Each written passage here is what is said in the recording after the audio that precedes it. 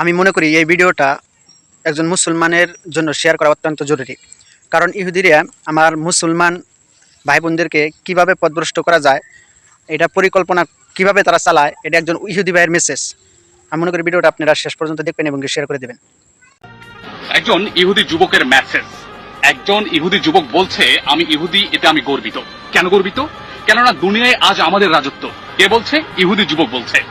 জিহাদে তোমাদের সাথে পেরে উঠতে না পেরে আমরা কি করেছি জানো? তাদের সাথে, মুসলিমদের সাথে খুব সহজে তোমাদের যুবতীদের থেকে পর্দা উঠিয়ে দিয়েছি, কোরআনের শিক্ষা থেকে তোমাদেরকে সরিয়ে দিয়েছি, তোমাদের কাছে আমাদের পোশাক পাঠিয়ে দিয়েছি, আমাদের সংস্কৃতি পাঠিয়েছি, আমাদের সভ্যতা রপ্তানি করেছি শুধুমাত্র মুসলিমদের কাছে।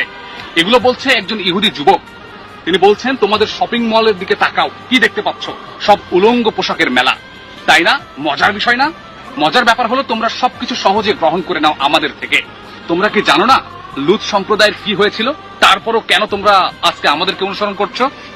তোমরা স্লোগান দাও, ইহুদিরা আমাদের পবিত্র ভূমি ছিনিয়ে নিয়েছে, আমাদের প্রথম কিবলা দখল করেছে, কুরআন সুন্নাহকে একেবারে ধূলিসাৎ করেছে, শেষ করে ফেলেছে।